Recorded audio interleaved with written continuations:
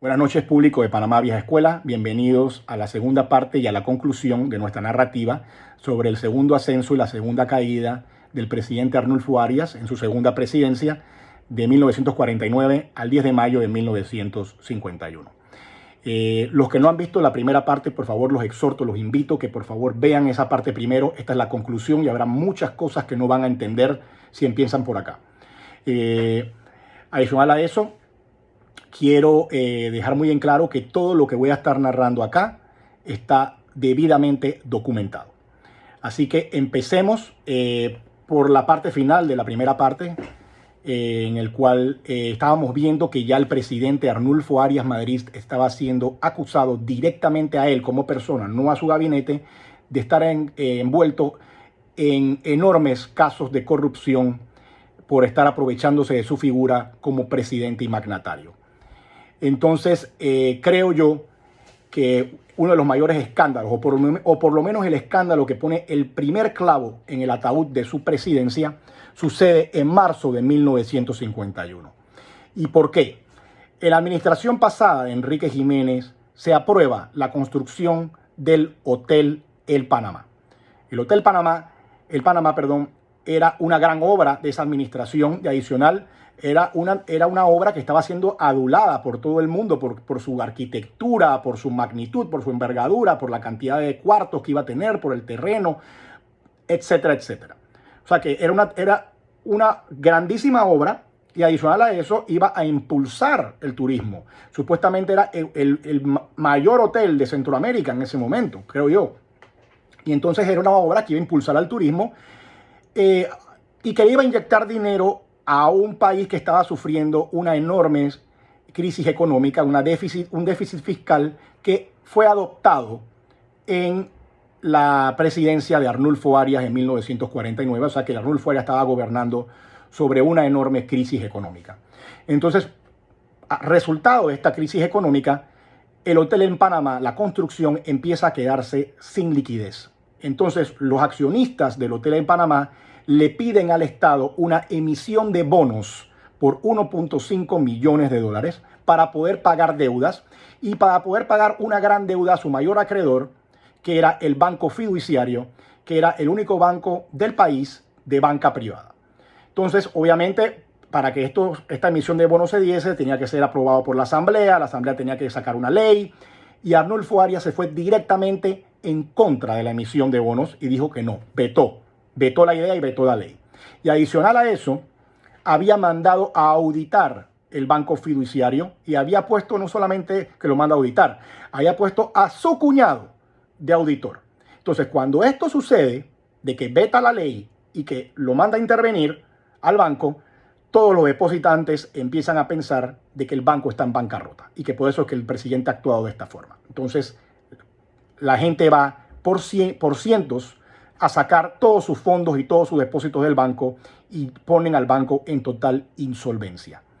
Entonces, empiezan las críticas en contra del presidente Arias de por qué ha hecho esto. La gente decía, claro, él ahora con su cuñado dentro del banco va a poder ver los libros, va a poder ver las actas, va a poder ver etcétera, etcétera, etcétera. Se va a llenar de información y que adicional empezaron a salir noticias de que supuestamente Arnulfo estaba obligando a los dueños del banco a venderle gran parte de sus acciones, creo que el 51%, para quedarse con la entidad bancaria y él ser el beneficiado de la deuda que tenía el Hotel Panamá con el banco.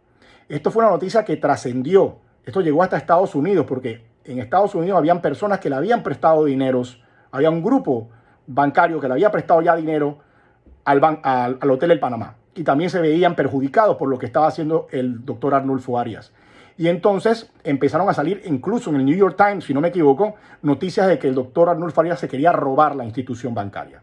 Y obviamente esto se hace eco en la Asamblea y se hace eco en los medios de comunicación que se van directamente a acusar al presidente de querer robarse y querer quedarse con la entidad bancaria y que adicional estaba poniendo en riesgo de bancarrota no solamente al banco que fue mandado a cerrar, sino también a la obra del Hotel El Panamá, O sea que ambas instituciones estaban en crisis económica y de quiebra.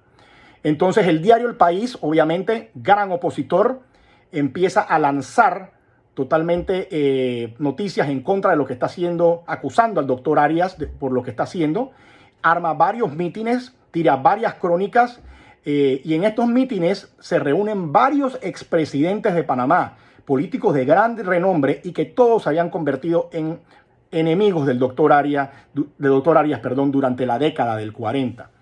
Ricardo J. Alfaro, Enrique Jiménez, Ricardo Adolfo de la Guardia, etcétera, y todos estaban ahora lanzando acusaciones de que el doctor Arnulfo Arias estaba actuando de una forma totalmente corrupta e ilegítima con el asunto del banco.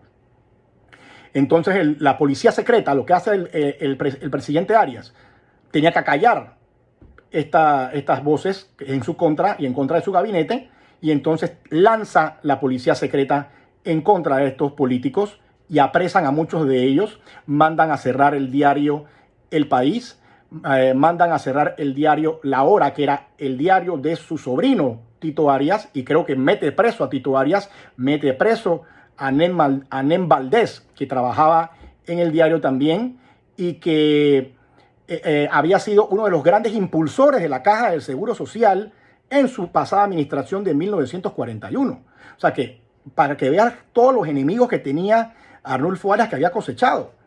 Entonces la policía secreta va y empieza a arrestar políticos. La Policía Nacional va y empieza a arrestar políticos, se abarrotan las cárceles y a uno de los arrestados es el expresidente Ricardo Adolfo de la Guardia, que como todos sabemos fue el presidente que derrocó a Arnulfo Arias el 9 de octubre de 1941 y que posteriormente, gracias a ese golpe de Estado, se convertiría en presidente de Panamá. Entonces, el expresidente Ricardo Adolfo de la Guardia es llevado a la cárcel de la policía secreta y ahí es golpeado a mansalva. Le dan una tremenda golpiza que pone en riesgo su vida. Tiene que ser conducido al Hospital Santo Tomás y adicional a eso hay documentación que dice de que el doctor Ricardo Adolfo de la Guardia fue humillado orinándole la cara. ¿Qué empezaron a decir los medios de comunicación?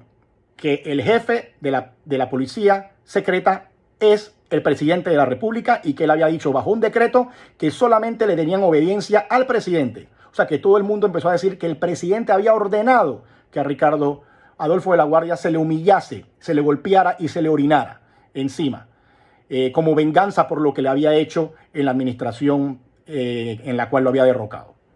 Entonces, obviamente, cuando todos los políticos y todas las personas importantes empiezan a cuestionar a Remón de por qué la Policía Nacional está apresando a un montón de gente, Remón contesta: yo estoy solamente recibiendo y obedeciendo las órdenes del presidente de la República, que en su discurso de inauguración dijo que él era el jefe supremo de la policía y que la policía le debía obediencia. O sea, miren cómo estaba el panorama y cada vez se iba poniendo peor la situación.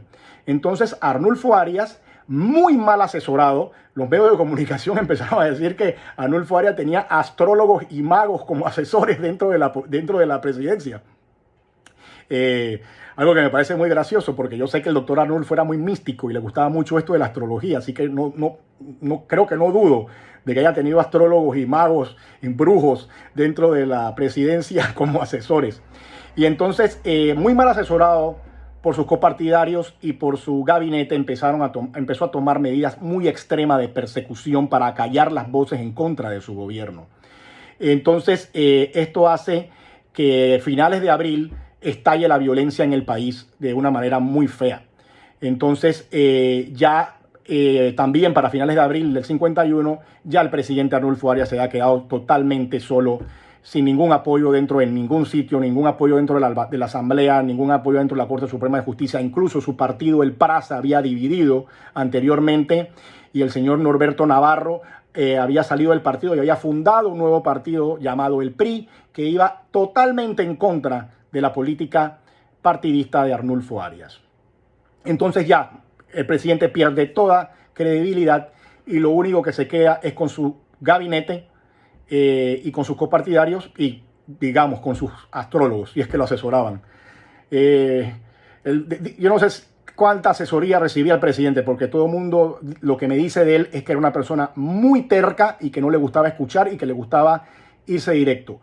Aunque su hermano Armodio Arias decía que la única persona que escuchaba era a su ministra, doña María Santo Domingo de Miranda, y que lo que dijese esa mujer, Arnulfo lo hacía. Entonces, bueno, eso es lo que hace Arnulfo Arias, dedicarse a perseguir a sus enemigos para callar las voces. Mete a un montón de personas presas y cierra medios de comunicación. Entonces, ¿qué sucede? Ya el 4 de mayo pasa lo imposible, que despierta Panamá diciendo con nuevas noticias de que ahora no es el banco fiduciario, ahora es la caja de ahorros la que está en bancarrota. Y otra vez los depositantes corren a la caja de ahorro, que era un banco ahora estatal, a sacar todos los depósitos, a sacar todos los fondos y dejan el banco también en peligro de insolvencia y bancarrota. Entonces aquí Arnulfo Arias es donde se da cuenta, porque la policía hace una investigación y la policía dice que concluye que lo que ha sucedido es que a través de emisoras de radio han habido llamadas anónimas diciendo al aire, por un montón de llamadas, el banco está en bancarrota, el banco está en bancarrota, vayan y saquen su plata, vayan y saquen su plata, y la gente corrió a sacar la plata. Entonces Arnulfo Arias, influenciado por su gabinete, dice que esto es una conspiración de la Asamblea, una conspiración comunista, una conspiración de sus enemigos en contra del gobierno y que quieren tumbarlo. Entonces se comunica con el comandante Remón y le dice la situación. Le dice, Remón, esto es lo que está pasando, esto es una conspiración, esto no ha sido algo fortuito, hay que hacer algo porque nos quieren tumbar. Entonces Remón, quien se mantuvo durante toda la presidencia de Arnulfo Arias en un bastante a favor del presidente, me llama mucho la atención esto, le dice al presidente, pero tenemos que actuar de forma constitucional, no podemos sobrepasar la ley. O sea, imagínate, o sea, ahora había cambiado Remón, el que había tumbado presidentes en la década del 40, el que había violado todas las constituciones, había y por haber, ahora dice que había que actuar bajo la ley. Bueno, Arnulfo Arias entonces es una medida desesperada. ¿Por qué? Porque el 4 y el 5 de mayo, el Frente Patriótico de la Juventud y la Federación de Estudiantes de Panamá y otros gremios se lanzan a la calle de manera violenta y estalla una enorme huelga nacional y explota la violencia y la reyerta en la calle.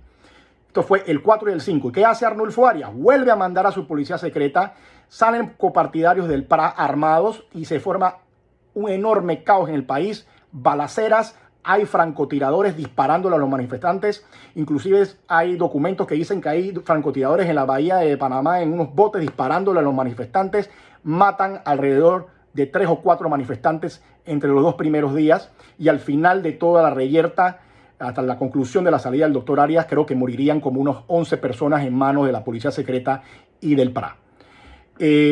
Entonces, desesperado, el doctor Arnulfo Arias vuelve a mandar a personas a que hablen con Remón a decirle hay que hacer algo, o sea, se nos está cayendo el gobierno, hay que hacer algo, miren lo que está sucediendo en la calle, esto es en contra para tumbarnos. Y Remón sigue pasivo. Doña María Santo Domingo de Miranda, la asesora, la ministra, vuelve y habla con Remón. Remón sigue diciendo no podemos violentar la ley. Y entonces, esa noche del 5, la policía secreta y un grupo de diputados tienen un altercado directo y la policía secreta al parecer intenta asesinar a los diputados y le dispara, hieren al diputado Jorge Ihueca, que era un diputado muy combativo, un tipo muy nacionalista, muy arraigado, muy echado para adelante, que había sido arnulfista. Hay que acordar que este es el diputado que le dice a Arnulfo Arias cuando tumban al presidente Chanis y que le estaban diciendo que iban a poner a Arias de presidente, es el que le dice al doctor Arias, no crean Remón. Remón lo va a traicionar, esa es la persona que ha correteado al PRA, que ha metido preso a sus copartidarios, que ha matado a sus copartidarios. Este hombre lo va a traicionar y Arnulfo Arias no le hace caso al diputado Ihueca, que fue muy evidente, muy clarividente. Entonces el diputado Ihueca es herido de bala y esto ya termina de destruir la situación y ya la gente en la calle está pidiendo la renuncia, está pidiendo la cabeza del presidente Arnulfo Arias Madrid. No lo quieren. Incluso le empiezan a pedir al comandante que lo vaya pensando, destituir, derrocar al presidente de la República. Entonces, después de suceder todo esto y que mucho nerviosismo, Arnulfo Arias el 7 de mayo, contra la pared y advertido por su gabinete de que esto era una conspiración en contra de su gobierno para tumbarlo de parte de sus enemigos políticos que habían agarrado mucho poder y mucha fuerza, el 7 de mayo el presidente Arnulfo Arias reúne a su gabinete y lanza un decreto para derogar la Constitución de 1946, que era la Constitución que estaba en ejercicio. Y pone en efecto nuevamente su Constitución de 1941. Adicional, disuelve la Asamblea, llama a nuevas elecciones de diputados, suspende el habeas corpus, ordena la interinidad de la Corte Suprema de Justicia y se convierte en un presidente de facto. O sea, se convierte ya en un dictador diciendo que él va a mandar a través de decretos presidenciales. Y entonces, en ese decreto presidencial, dice que él cuenta con el respaldo del pueblo y que cuenta con el respaldo de la Policía Nacional. Entonces, cuando se reúnen para firmar este decreto, el único ministro que se niega a firmar es el ministro Ricardo Arias Espinosa, el famoso Dicky Arias, que luego se convertiría en presidente en 1955, cuando muere Remón. Es el único que dice, no, yo no voy a firmar esto, yo necesito asesoría, así que él renuncia, él se va y luego renuncia del cargo. Y entonces, al renunciar, Arnulfo Arias se queda sin un ministro y lo que hace es tratar de decir, bueno, tengo que ver cómo juego bien mis barajas, y para seguir teniendo el apoyo del comandante de la policía, Remón, llama al hermano de Remón, Alejandro Toto Remón, y le ofrece el ministerio. Y Alejandro Toto Remón, obviamente, llama a su hermano y le dice, el señor Arias me acaba de ofrecer el ministerio. Y Remón le dice, no, que ni se te ocurra agarrarlo, no lo agarres. Entonces lo niega. Entonces Arnulfo Arias llama al diputado Norberto Zurita, que era un gran aliado, y lo llama a la presidencia, va a la presidencia y nombra a Norberto Zurita como nuevo ministro de Agricultura. Pero ¿cómo lo nombra? Verbalmente. Desde ahora en adelante usted es mi nuevo ministro. Sin gaceta, sin decreto, sin ratificación constitucional de la Asamblea, nada. Verbalmente. Y lanzan el decreto, del 7 de mayo con varios errores, con enormes errores. Uno, con el nombre de Ricardo Arias Espinosa como ministro de Agricultura escrito a máquina y sin su firma. Y adicional, con el nombre de Norberto Zurita como nuevo ministro de Agricultura, sin la Gaceta Oficial haber sido presentada con el nombramiento del nuevo ministro. Entonces, obviamente, Arnulfo Arias tira a la calle un decreto que no tiene ninguna validez, porque tenía un montón de errores constitucionales, errores sin legislación, no tenía ninguna validez detrás, nada jurídico detrás que lo avalara. Entonces, supuestamente, como tenía tanta presión por lo que había hecho, esa noche lo que hace es ir a Cadena Nacional a decir cuál es el motivo por el cual ha derogado la Constitución del 46 y hace una cadena nacional con su ministro de gobierno y empieza a explicar los motivos. Entonces él explica que la Constitución del 46 tenía normas que imposibilitaban providencias para conjurar mecanismos que pudiesen solventar la grave crisis económica y fiscal que estaba atravesando el país. Y que además que la misma Constitución del 46 contenía disposiciones que le impedían al gobierno tomar medidas contra actividades disolventes como de grupos comunistas o grupos comunistoides que estaban atentando en contra del Estado, como se había visto en los atentados en contra de las entidades bancarias. Y que adicional, la Constitución del 46 no ofrecía recursos para que el Estado pudiese defender la zona del canal y el canal de Panamá. O sea que, miren lo que está diciendo, que la Constitución del 46 no puede hacerse cargo de la crisis económica, que la Constitución del 46 no puede luchar en contra de los comunistas que están tumbándolo y que la Constitución del 46 no puede defender el canal ni la zona del canal. O sea que ya convierte esto, además de una situación estatal, la convierte en una situación geopolítica, porque acuérdense que el canal es neutral. Y entonces aquí también él explica que él ha derogado la Constitución porque en la presidencia, según lo que le han dicho a él, hay un montón de telegramas y un montón de cartas, cientos y cientos de telegramas y cartas de civiles, diciéndole que deroguen la Constitución del 46 porque ellos quieren la Constitución de 1941. Y adicional a esto, hay que ver qué pasaba con la Constitución del 41 que había puesto el presidente Arias en su momento. Era una Constitución que era un poquito más presidencialista, o sea, que le convenía más. Y adicional a eso, la Constitución del 41 tiene un plazo presidencial de 6 años para gobernar, no de 4 como la que tiene la de 1946. O sea que aquí Arnulfo Arias ganaba tiempo para poder seguir mandando por mucho más años.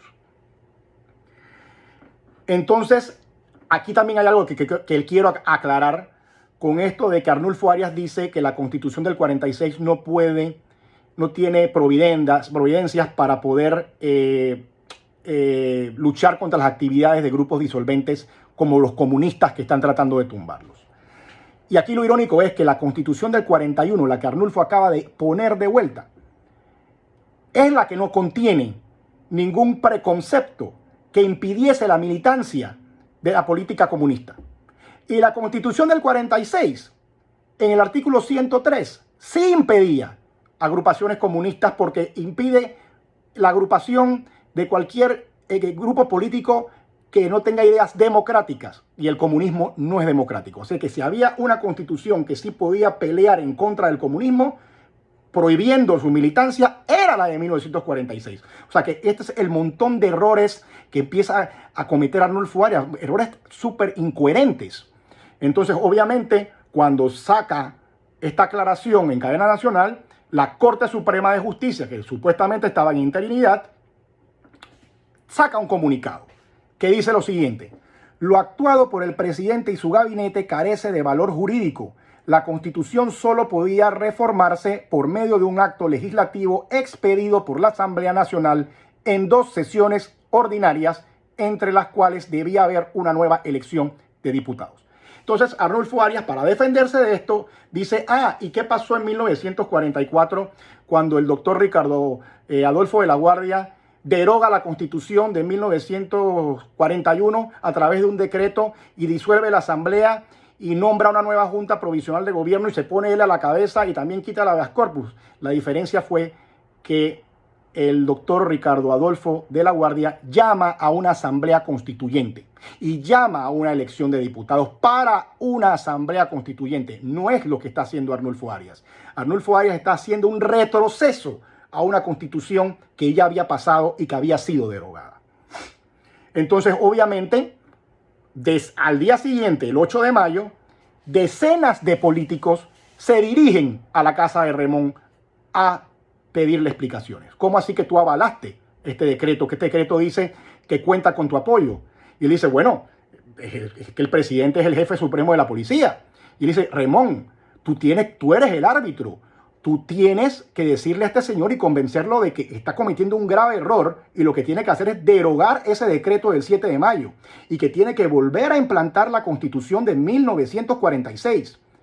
O sea, que piense bien lo que está haciendo. Y Remón va a la presidencia, conversa con Arnulfo Arias y le dice, presidente, esta es la voz popular, yo vengo a decirle a usted lo que la gente está pensando y esto es lo que yo también pienso. Y el presidente Arnulfo Arias se niega y le dice, no, yo no voy a quitar nada porque yo no voy a quedar como un blandengue o una persona endeble que yo acabo de tirar un decreto haciendo algo y ahora voy a decir que otra cosa. O sea, que le dice que no. Y entonces esto hace que las masas, pero te estoy hablando de 20.000, 30.000 personas en la calle, se tiren hacia la policía, hacia el cuartel, a exigirle al comandante de la policía, quien era el árbitro, que obligase a que derogara la Constitución de 1941 y que volviese a poner la Constitución de 1946.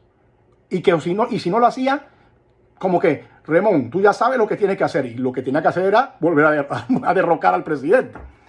Entonces, al suceder esto, el 9, todos los medios de comunicación están en contra de las locuras que acaba de hacer Arnulfo Arias, están tirando oprobios, insultando al presidente, atacando al presidente en los medios de comunicación. Entonces Arnulfo Arias saca el 9, un nuevo decreto, que es un decreto de censura, donde manda a censurar y a cerrar medios de comunicación. Cierra varios diarios, cierra la emisora continental, cierra canales de televisión y dicta de que estos medios de comunicación están manipulando la opinión pública y están lanzando noticias falsas en contra del Estado y que están violentando a los enemigos del Estado a actuar en contra de la presidencia.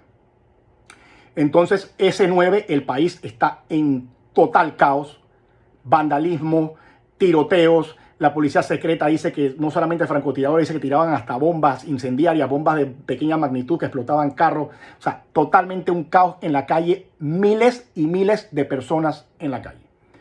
Entonces, el 9 en la noche, el licenciado Elías Ramos hace que la asamblea se reúna dentro de las oficinas del diario La Nación, si no me equivoco, era el diario La Nación, y se reúnen los diputados y presenta una acusación en contra del presidente Arnulfo Arias por extralimitación de funciones, por haber violentado la Constitución, violando el artículo 148 de la Constitución de 1946.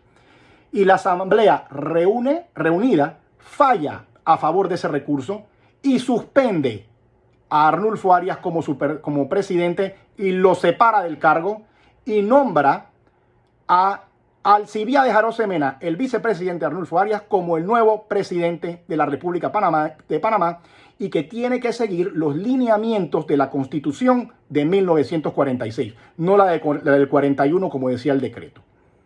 Aquí hay algo interesante que conversé con ustedes en la primera parte sobre ciertos sobrecostos en compra de terrenos de entidades autónomas y que había un caso con el señor Alcibiades Arosemena. Yo en las investigaciones que he podido hacer sobre el tema siempre me quedé en la mente por qué Alcibiades Arosemena, que siempre fue un furibundo arnulfista desde principios, desde 1940, desde las elecciones del 40, siempre estuvo durante toda la década del 40 al lado del presidente Arnulfo Arias en el PRA, etcétera. ¿Por qué ahora de repente le daba la espalda? Obviamente todos conocemos cómo es la política panameña. Aquí cualquier sombrero sacas un conejo y el beneficio para todo el mundo es, cuando yo me puedo beneficiar, yo lo hago. Pero yo quería saber si había algo más en el fondo y empiezo a preguntarle y a entrevistar personas que eran cercanas a los comandantes de la Policía Nacional y cercanos al doctor Alcibiades Arosemena. Y me empiezan a decir varias personas un cuento muy parecido. El cuento es el siguiente. Al parecer el gobierno quiere urbanizar el barrio de Obarrio. Pero en el barrio de Obarrio estaba el hipódromo Juan Franco, que es el hipódromo donde luego asesinarían a Remón, y estaba una pista de carrera de perros. Entonces, para urbanizar el barrio, tenían que sacar estas dos entidades de allí y llevarlas afuera de la ciudad. Entonces, se estaba planeando ver dónde se ponían. Entonces, estaban negociando con la familia Lefebvre, que tenía terrenos en lo que ahora es Parque Lefebvre, etc. Y Alcibiades Arosemena le dice a Arnulfo: oye, mi familia tiene un terreno y estamos dispuestos a venderlo. Y le dice: así, ¿en cuánto? Digamos una cifra hipotética acá. Esto es algo inventado entre nosotros. Digamos que el doctor Alcibiades Arosemena dijo $100,000 y Arnulfo dijo: perfecto, entonces son 200,000, 100 para ti, 100,000 para mí. Alcibiades Arosemena se queda así y dice: ¿cómo? Dice: sí, 100,000 para ti, 100,000 para mí. Vamos a hacer la compra. Al doctor Alcibiades Arosemena, medio en el aire, conversa esto con varias personas. Las personas se dicen: wow, Alcibiades. Parece que habla esto con Remón. Remón le dice: ten mucho cuidado con esto. Al parecer la venta se logra. La venta se da y Alcibiades Arosemena empieza a evadir al presidente que lo está buscando y le dice: o sea, cada vez que se encontraba Alcibiades Arosemena, el doctor Arnulfo Arias parece que le decía: Alci, ¿qué pasó? Alci, no hablas conmigo nada, no me dices nada. Entonces, Alci, te estás haciendo el loco. Alci, vaya, Alci, te veo que no quieres hablar conmigo. Alci. Y parece que un día dentro de la presidencia, Alcibiades Arosemena se colma y le dice: un momentito, primero que todo, yo no te tengo que dar a ti ninguna plata porque ese es un terreno de mi familia. Y sobre todo porque es un terreno que estamos comprando con un sobrecosto del Estado, que es algo ilegal porque es un robo al arca del Estado. Y yo no estoy contento con lo que acabamos de hacer. Y en verdad yo quiero devolver el dinero. Quiero devolver el dinero y quedarme con el precio justo, que era el precio de venta. Y el doctor Arnulfo Arias le dice a Alcibiades Arosemena, si tú haces eso, te voy a perseguir y no vas a volver a entrar más nunca a la presidencia. Tienen una discusión y al parecer el doctor Arnulfo Arias larga al vicepresidente Alcibiades Arosemena de la presidencia y no vuelve a entrar más. El señor Alcibiades Arosemena va a la comandancia, se reúne con los 3 comandantes, Remón, Vallarino y Flores, y adicional en la reunión está el mayor Timoteo Meléndez, que funcionaba como el 4º comandante de la Policía Nacional. Y les echa todo el cuento, Arnulfo Arias me ha alargado de la presidencia y no me deja entrar. ¡Wow! Y es aquí, supuestamente, donde es la verdadera ruptura. Y es aquí donde se empieza a ver Alcibiades Arosemena previamente a esto en mítines en contra de Arnulfo Arias. Y es por eso, porque tal vez haya aceptado la presidencia en el momento que es destituido su fiel ex amigo, al parecer, Arnulfo Arias Madrid. Así que esto es algo que todavía estoy siguiendo investigando para ver qué tanto de verdad hay, pero ya he escuchado varias versiones y todas van por ese camino. Entonces, cuando nombran de presidente a Alcibiades Arosemena, la Asamblea Nacional habla con Remón y le dice, ok, Remón, hemos hecho esto, así que tú eres el encargado de anunciarle al presidente de que ha sido separado de su cargo y que el nuevo presidente es el doctor Alcibiades Arosemena. Entonces Remón, que estaba, como les digo a ustedes, estaba en una posición como que no le gustaba mucho la situación, trata de ganar tiempo y le dice a la Asamblea, ¿por qué no buscan la ratificación de la Corte Suprema de Justicia? Y la Asamblea acepta, dice, ok, perfecto, vamos a hacerlo. Ok, entonces esa noche, mientras están buscando la ratificación de la Corte Suprema de Justicia que avalara la presidencia y la destitución, la presidencia del doctor Alcibiades Arosemena y la destitución de Arnulfo Arias, Arnulfo Arias en la presidencia, muchas personas, masas pro-arnulfistas, copartidarios del PRA, gente fanática de Arnulfo Arias, gente de la policía secreta, va en una gran manifestación de cientos de personas hacia el Palacio Presidencial y empiezan, a exigir conversar con el presidente.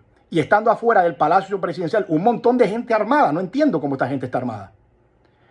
Dentro del palacio, fuera del Palacio Presidencial. Entonces, el presidente de la República se asoma al balcón, les dice una pequeña oratoria, se saca la banda presidencial y se la tira a las masas y le dice, es suya, defiéndanla. ¡Boom! Esto vuelve loco a las masas.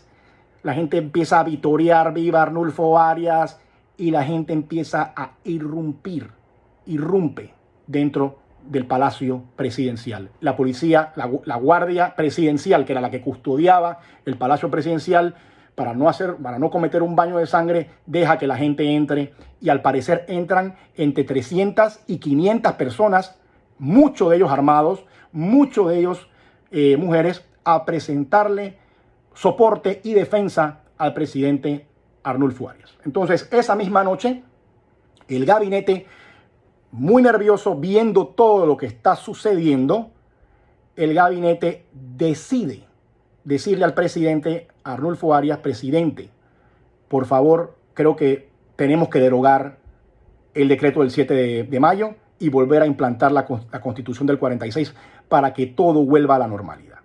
Y entonces convencen al presidente y firman un nuevo decreto. Firman un nuevo decreto en el cual dicen que debido a que sectores importantes de la opinión pública se han manifestado de manera negativa en contra del decreto del 7 de mayo, el Ejecutivo ha decidido derogar dicho decreto y permanece la vigencia de la Carta Magna de 1946. Y entonces aquí también dice, y queremos hacer como un plebiscito para ver para ver si el gobierno,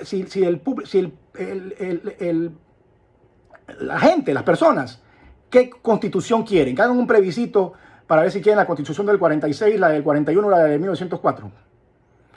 Entonces, supuestamente, este decreto es negociado con Remón, donde supuestamente negocian con Remón de que la Policía Nacional le dice que si derogaba la constitución del 41 y ponía de vuelta la del 46, Remón le prometía a él que Arnulfo Arias podía terminar su mandato hasta 1952. Y esa noche, entonces, el presidente Arnulfo Arias duerme con la idea de que todo va a volver a la normalidad porque acaba de derogar su decreto famoso del 7 de mayo.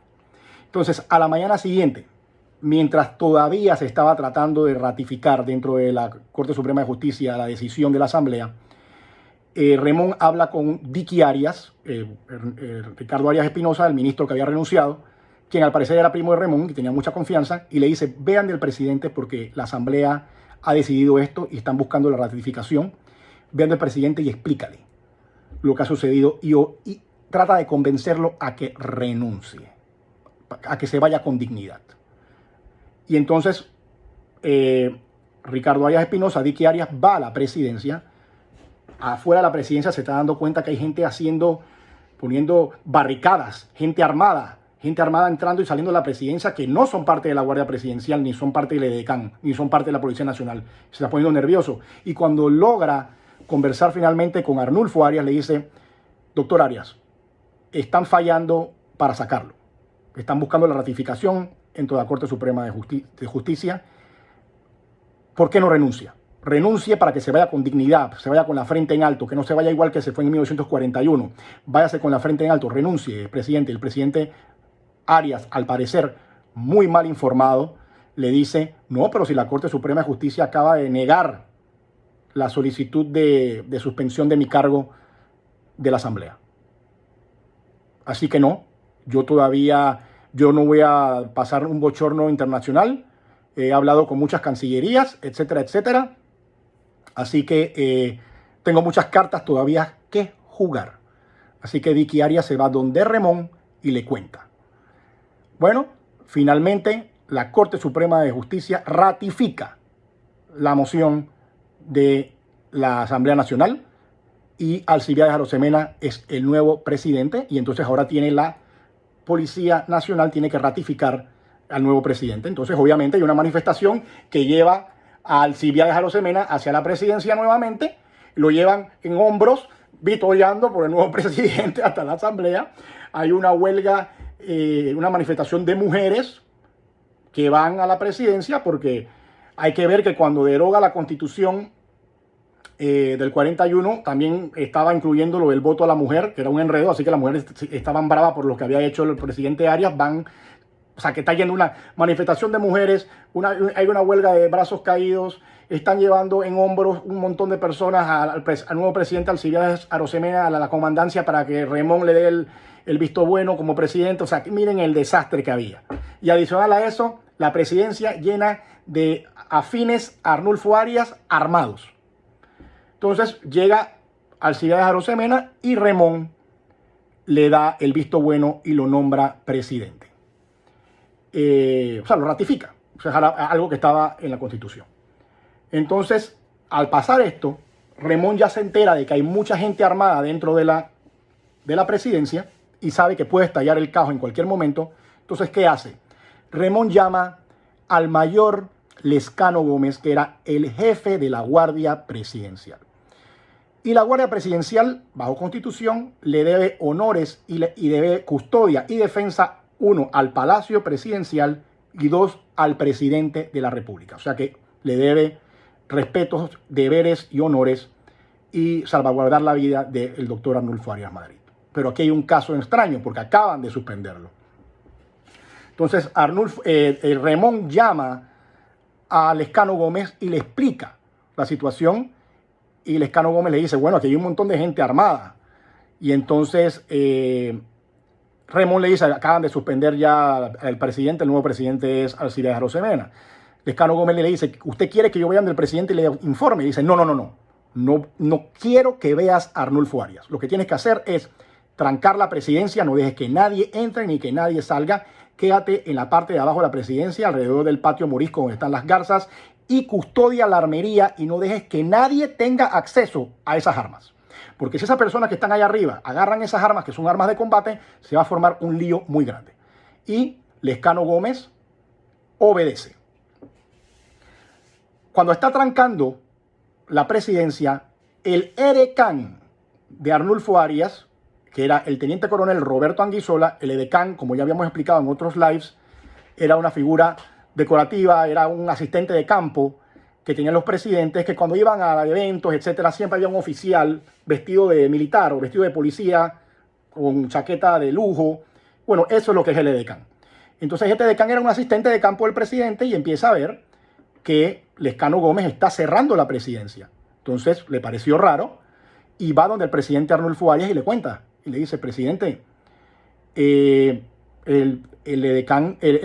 jefe de la Guardia Presidencial, el mayor Lescano Gómez, está cerrando la presidencia. Entonces Arnulfo le dice, wow, dígale al señor Lescano Gómez que por favor suba a conversar conmigo. El edecán va, conversa con Lescano Gómez y Lescano Gómez dice, no, tengo órdenes del comandante Remón de que tengo que cerrar la presidencia y que tengo que custodiar la armería y que no puedo conversar ni puedo subir al despacho del presidente Arnulfo Arias. Y él le dice, Arnulfo al parecer le dice, si haces eso estás entrando en rebeldía. Él dice, bueno, esas son mis órdenes. Entonces, esto es muy interesante lo que sucede ahora después. El edecán va y le informa a Arnulfo Arias la decisión, lo que le acaba de decir el jefe de la Guardia Presidencial, el mayor Alfredo Lescano Gómez. Y Arnulfo Arias, muy sorprendido, empieza a sacar armas y empieza a armarse con revólveres. Y una persona, un copartidario de él, un afín de él, que se llamaba Gallito Rodríguez, empieza a ayudar al presidente a armar pistolas con balas, etcétera, etcétera. Y el presidente está armado. Y adicional a eso, muy interesante esto, al parecer el presidente saca una pluma y es una pluma revólver. El señor Javier Hernández, el poeta Javier Hernández, que estaba allí de manera fortuita, que era un estudiante de 19 años que estaba ahí apoyando al presidente, que entró con la manifestación, él cuenta que el Arnulfo Arias le cuenta a él que esa pluma revólver se la había regalado un emisario de la Guardia Nacional de Venezuela y que era un regalo muy preciado para él. Entonces Arnulfo agarra la pistola, le mete una bala y la arma.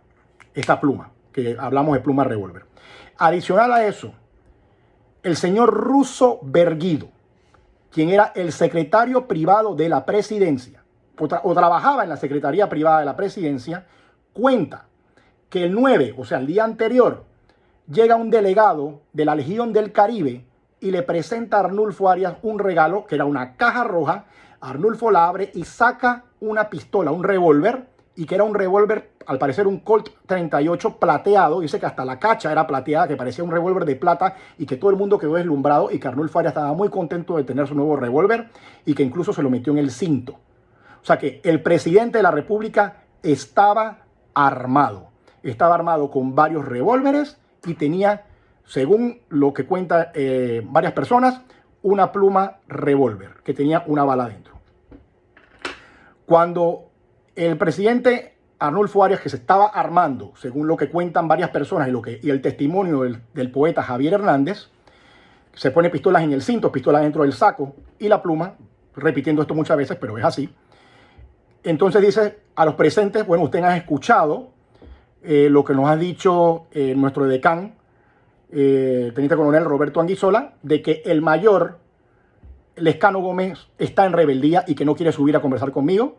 Lo que también quiere decir es que si la montaña no va a Mahoma, entonces Mahoma va a la montaña. Entonces Arnulfo Arias, armado con sus seguidores, empiezan a bajar las escalinatas para conversar con el mayor Lescano Gómez. Arnulfo Arias baja y cuando está bajando, en el patio morisco, en el patio de las garzas, hay como un barandal. Las personas empiezan a asomar en el barandal.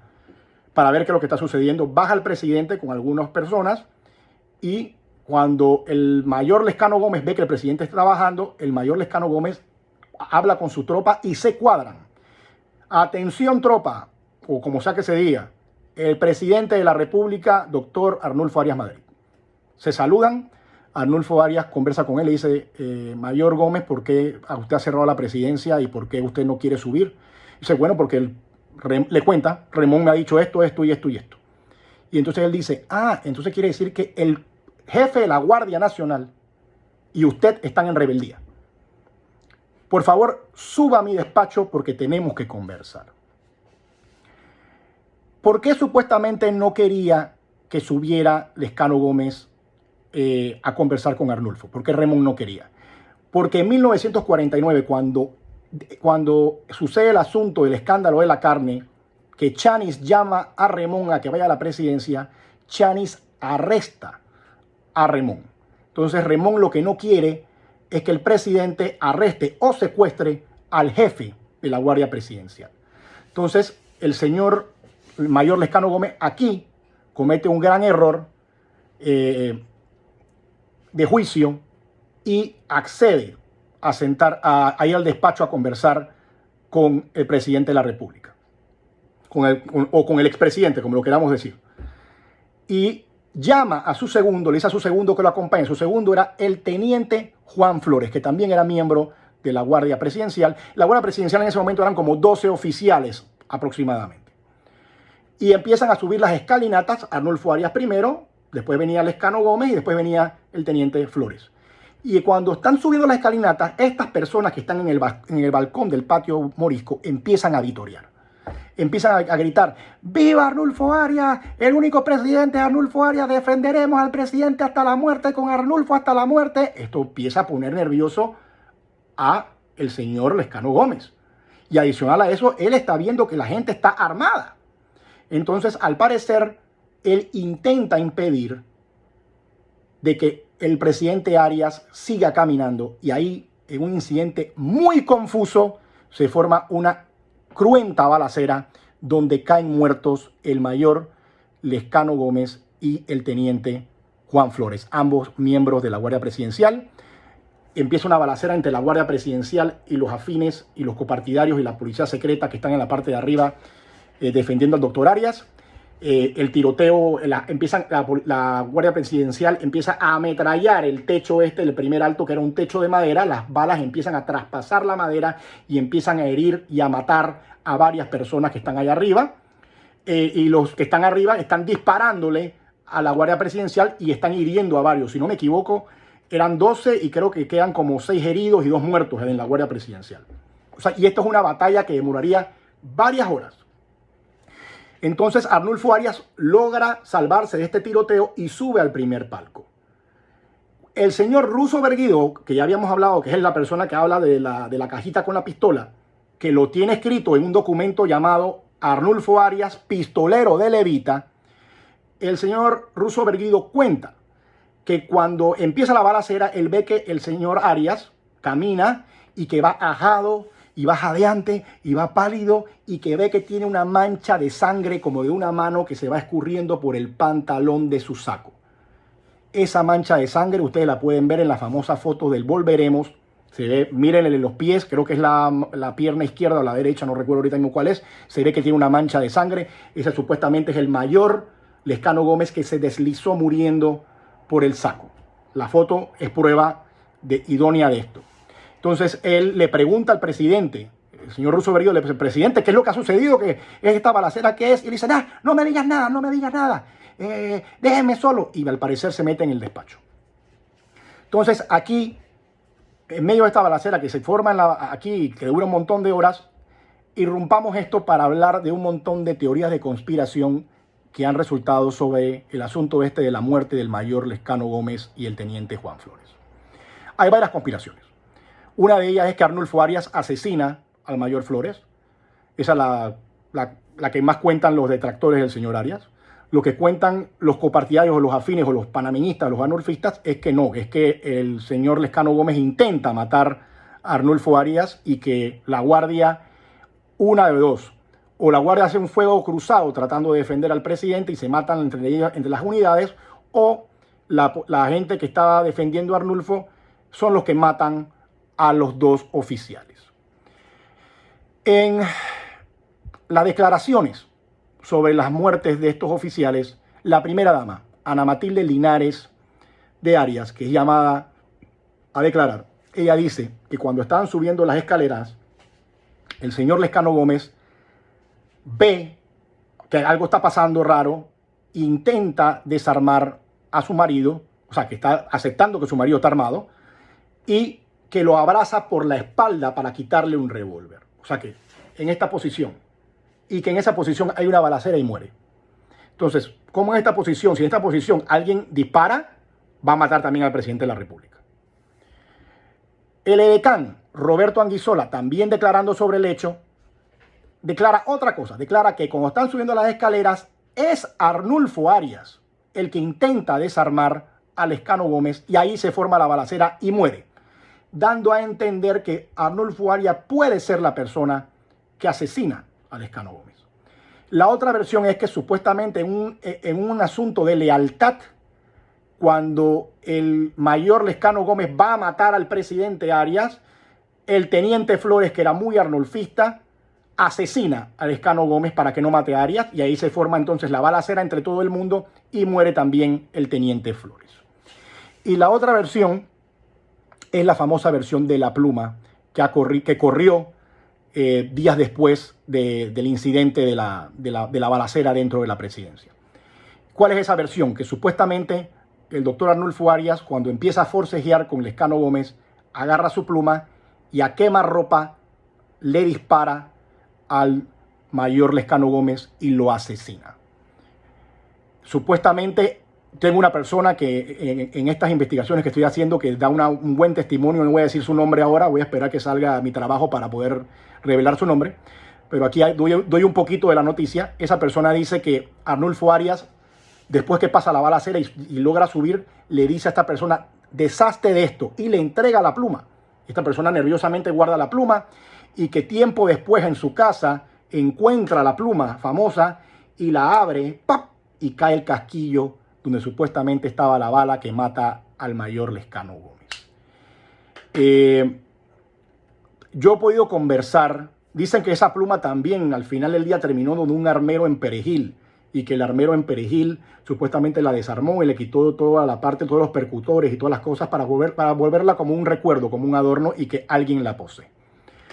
Esta versión de la pluma corrió, e incluso en este libro de Carlos Calzadilla, que se llama Historia Sincera de la República Siglo XX, en la página 140, voy a citar, dice: el doctor Arias Madrid sorprendió al mayor Lescano Gómez y le disparó con una pluma revólver y lo mató, según testimonios de varios presentes. Página 140 de este libro.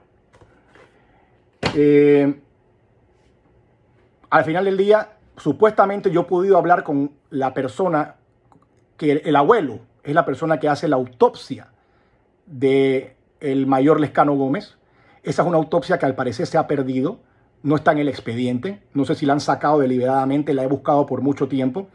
Esta persona dice que él cree que la puede conseguir, me encantaría tenerla para poder estudiarla, porque él cuenta que su abuelo le dijo que en la autopsia sale claramente de que el mayor Gómez tiene un tiro de bala a quemarropa porque tiene una mancha de pólvora. Eso diría que Arnulfo Arias lo asesina a mansalva, a quemarropa, ya sea con uno de los revólveres que tenía o con la famosa pluma revólver esta que estamos citando. Entonces, obviamente, después que pasa todas estas balaceras, o sea, no, en medio de la balacera, disculpen, a Remón se le informa lo de la balacera, que la gente que estaba armada tiene una cruenta batalla con la Guardia Presidencial, y entonces Remón le dicen, y al parecer han asesinado a los oficiales Flores y Gómez. Y Remón pregunta quién, y al parecer le dicen que es Arnulfo Arias el que los mata. Esto es la Guardia, se lo dice al jefe de la policía. El jefe de la policía intenta llamar adentro de la presidencia, las líneas están caídas, totalmente caídas. Luego, en medio de la batalla, al parecer entra una llamada a través de telegrafía y contesta Remón, y es el presidente Arnulfo Arias pidiendo una tregua para pedir una ambulancia para recoger a los heridos de la batalla. Y Remón le dice, ¿dónde está y qué ha pasado con el mayor Gómez y con el teniente Flores? Y Arnulfo contesta, según las declaraciones del propio Remón: Lescano Gómez, el mayor Gómez, ha intentado matarme y no sé qué ha pasado con él, no sé si está herido o si está muerto, no sé qué, no lo hemos visto más. Y él le dice, doctor Arias, ¿qué ha pasado con ellos? Y le dice, no sé qué ha pasado con ellos, no sé dónde están, no sé si están heridos o están muertos, pero él ha intentado matarme. Entonces, Remón, no creyéndole, le dice, doctor Arias, no va a haber tregua, no voy a mandar ninguna ambulancia hasta que usted me diga dónde está esta gente o hasta que aparezcan mis oficiales. Entonces, la noticia que tiene Remón, obviamente que no le cree a Arnulfo Arias, la noticia que él tenía de sus oficiales era de que habían muerto. Entonces, él se reúne con los demás comandantes, Vallarino, con Flores y con Timoteo Meléndez, y les dice, la noticia que tengo es que han asesinado a Flores y a Gómez, y al parecer Timoteo Meléndez, de la rabia, rompe en llanto. Esta versión de que supuestamente el teniente Flores, defendiendo a Arnulfo Arias, mata a Lescano Gómez, que era su superior en la Guardia Presidencial, yo la he escuchado muchas veces de panameñistas. Lo he leído en varios libros de panameñistas, en varios diarios, en varias crónicas. Es una versión que ha corrido mucho. Yo, de todas las versiones, es la que menos creo. Y voy a decirles por qué. Remón era una persona que le encantaba los deportistas, le encantaba los peloteros, la gente que jugaba básquet, porque eran personas que ganaban muy poca plata. Y al parecer el teniente Flores, que es el que están acusando de haber matado al mayor Lescano Gómez, que era su superior, era al parecer un excelente pelotero, una excelente segunda base. Pero era gente que ganaba $35. Entonces Remón lo que hacía era que los metía en la guardia, los metía en la policía, para que hicieran una carrera. Entonces esta gente estaba muy agradecida con Remón, y no solamente fue el caso del teniente Juan Flores. Aquí tengo varias personas que Remón hizo exactamente lo mismo y que llegaron algunos a grandes puestos dentro de la Policía Nacional y de la Guardia Nacional. Por ejemplo, Jack Smith, Lucho Segura, que llegó a una gran posición dentro de la Guardia Nacional, Johnny Clausel, que era un pelotero, Víctor Lobo Barnett, Lacho Spencer, que estuvo en la Policía Secreta, Julio Andamio Arosemena. O sea, esta gente estaba muy agradecida con Remón.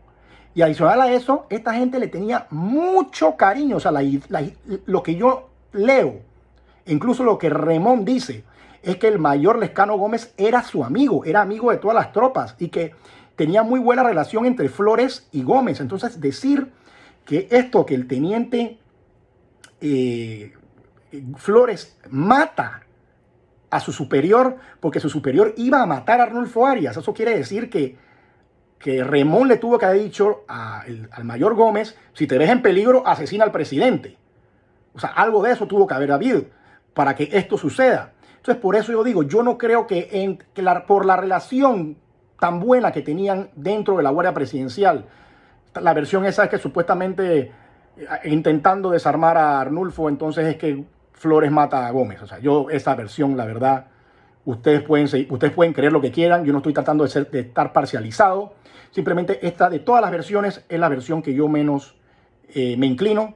Me inclino o porque hubo un fuego cruzado entre la policía y mueren fortuitamente estos oficiales, o son asesinados en una batalla entre los afines de Arnulfo Arias y la policía, o quién sabe, el doctor Arnulfo Arias sí asesina a el mayor Flores porque pensaba que su vida estaba en riesgo, lo cual hay que seguir investigando. Entonces, al enterarse, al pasar esta reunión entre los comandantes de que Arnulfo ha pedido una tregua y que ha dicho esto de que han intentado matarlo, Vallarino toma la decisión y manda a la caballería a cargo del mayor Timoteo Meléndez. Timoteo Meléndez va y entonces rodea la presidencia. Y mientras está rodeando la presidencia, obviamente toda esta manifestación que estaba con el doctor Alcibiades Arosemena, vitoreando y gozando que era el nuevo presidente, Remón va donde ellos y le dice, por favor retírese, porque no sabemos qué puede pasar. Va la infantería, la caballería entonces hacia la presidencia, y cuando está llegando a la presidencia, de los edificios adyacentes empiezan a dispararle a la policía, se forma una enorme balacera con ametralladoras calibre 30 y queda destrozada la presidencia. Y entonces, estando ahí en la presidencia, le pasa un autoparlante al Timoteo Meléndez y él hace un recuento de 10-1, o sea, empieza a contar y dice por autoparlante, voy a contar hasta 10 o hasta 1, como sería, y si cuando terminen no están rendidos, voy a entrar con toda la fuerza. Empiezan a tirar bombas lacrimógenas, etc. La batalla continuó, la batalla fue como de 3 horas y media, 4 horas. Como hasta las 4 o 5 de la tarde terminó la batalla. Y había empezado como a la 1:30 de la tarde. Cuando ya Timoteo Meléndez iba 7, ya se había rendido todo el mundo adentro de la presidencia. Y aquí hay otra anécdota curiosa. La persona que arresta entra la policía finalmente, ¿no? Y la persona que arresta al presidente Arias, que lo detiene, es el entonces, si no me equivoco, capitán, creo que tenía el rango de capitán, Ramiro Pili Silvera, quien posteriormente en 1969, entre el 14 y el 16 de diciembre de 1969, se convertiría efímeramente en comandante de la Guardia Nacional cuando intentan destituir al general Torrijos, que se encontraba en México en el famoso incidente del Día de la Lealtad. O sea que este es un dato curioso de que fue Ramiro Pili Silvera el que arresta al presidente Arnulfo Arias. Y lo otro dato muy interesante es que miren lo que hace la policía. La policía obviamente en revancha, porque ya han escuchado de que han matado a sus oficiales amigos, cuando empieza a salir gente rendida, incluso heridos en las camillas, la policía en un acto asqueroso empieza a ametrallar a los heridos y asesina a varias personas que están saliendo en camilla, entre ellos el señor Ramón Gallo Herman, asesinado en la camilla de una forma totalmente asquerosa. Y el propio Russo Verguido, que ya hemos conversado varias veces de él, que era el que trabajaba en la Secretaría de la Presidencia, va saliendo con las manos en alto y llega un oficial con una, no sé si con una carabina o con qué, y le pasa por encima un pocotón de balas y estuvo en peligro de morir, estuvo casi al borde de la muerte el señor Russo Verguido. Él tiene un libro que se llama Horario de una traición, donde cuenta todo. Y bueno, finalmente logra salir el presidente Arnulfo Arias de la presidencia, y cuando está afuera de la presidencia, en los primeros escalones, que se ve, que es la famosa foto, está junto a sus allegados, está detenido, se ve que está la tropa alrededor de él, y entonces dice unas célebres palabras, dice: copartidarios, ustedes han cumplido con su deber, yo como presidente he cumplido con el mío, y se dirige a la tropa diciendo: y ustedes son unos traidores. Alza la mano y dice la célebre frase: volveremos. Frase icónica que obviamente es trascendental en la historia de nuestro país, y que la foto icónica también del volveremos, ¿no? Que es una de las fotos famosas, tan famosa como la foto del 9 de enero del 64, que es ambas fotos dieron vuelta al mundo. Entonces, cuando son arrestados, el presidente es llevado a una patrulla hacia la cárcel de la policía, y en la cárcel de la policía, cuando se sacan del carro, parece como que el presidente venía obviamente desgastado, pero al parecer venía con cierta ironía. Y la policía quiere lincharlo. Le empieza a gritar: asesino, asesino. Lo empiezan a apuntar con revólveres, con rifles, con carabinas. Asesino, ahí está el que mató a nuestro compañero, es hora de vengarnos, venguémonos.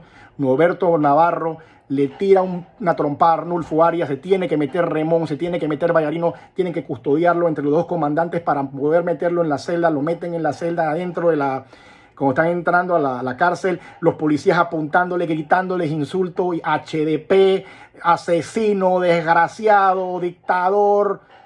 Lo meten en una cárcel, después lo trasladarían a una cárcel un poquito más cómoda, una celda, perdón, un poquito más cómoda, donde hay un escritorio y un baño, y ahí permanecería alrededor de una semana, hasta que luego sería juzgado por la Asamblea Nacional, que la Asamblea se convierte en juzgado, en tribunal juzgador, perdón, y le hace el juicio a Arnulfo Arias, donde lo condena por extralimitación de funciones. Y además de eso, de ser condenado por eso, le quita sus derechos políticos a perpetuidad, algo que tiene algo de inconstitucionalidad, porque bajo las leyes panameñas penales no había ningún delito que fuese pagado con perpetuidad aquí en Panamá. Así que eso es algo que después se arregla y se negocia en la década de los 60. Así que durante el juicio, Arnulfo Arias es fuertemente cuestionado por sus acciones del 7, 9, 8, 10 de mayo. Uno de los grandes acusadores es el señor Marcos Robles, con quien él competiría en una elección presidencial en 1974. Se convirtieron en grandes enemigos. Marcos Robles lo cuestiona en todo. Dice que supuestamente Arnulfo Arias llama a la zona para pedirle que intervengan en los disturbios, y de la zona obviamente dice no podemos intervenir por el tratado. Que supuestamente la Cancillería llama a Truman y le dicen, por favor, está pasando esto, son unos comunistas que están en contra de nosotros, por favor, ayúdame. Que supuestamente le hablan sobre los decretos, le empiezan a hablar sobre a dónde están los comunistas que tú dices que están, por dónde están, y un montón de cosas. Lo acusan de haber matado al mayor Lescano Gómez, etcétera, etcétera, etcétera. Y para finalizar, mucha gente dice que el doctor Arnulfo Arias no le dejan tener abogado. Eso es falso. Él mismo él hace que renuncie su abogado, o sea, él lo despide, porque dice que eso va a ser un juicio político y que obviamente él no necesita un abogado para eso, porque sabe que el fallo va a ser en contra de él y que él solamente solamente obedecía a la voz del pueblo, y que la voz del pueblo era realmente su abogado.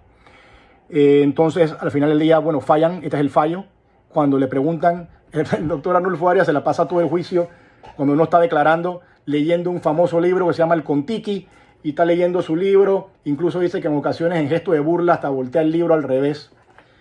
Y al final del día, cuando le preguntan qué piensa sobre eso, si tiene algo que declarar por el fallo que le han dado en su contra, él dice Vox Populi, Vox Dei. El señor Arnulfo Arias creo que estaría preso luego alrededor de 7, 9 meses. Alcibiades Arosemena terminaría el periodo presidencial en 1952. Entonces sería el comandante José Antonio Remón Cantera el nuevo presidente de Panamá, ganando las elecciones de 1952. Y para finalizar, hay que decir que estos oficiales que fueron asesinados dentro de la presidencia, el teniente Flores, disculpen el enredo, y el mayor Gómez, fueron ascendidos de rango póstumo a capitán Flores y a teniente coronel Gómez. Se les hizo una medalla de plata que se llama Medalla al Mérito, teniente coronel Alfredo Lescano Gómez, y unas barras muy bonitas de bronce para poner en las charreteras, que son capitán Juan Flores. Y adicional a eso, los ELETA, si no me equivoco, le hacen una marcha a los nuevos héroes de la Policía Nacional. Estos dos oficiales terminan siendo héroes de la Policía Nacional y después héroes de la Guardia Nacional. Y los ELETAs le hacen una marcha, que la letra dice la siguiente: patriotas a luchar por nuestro Panamá, no olvides a los dos Gómez y Flores recordar. La patria se cubrió de gloria sin igual, no queremos dictadores, a defender la libertad.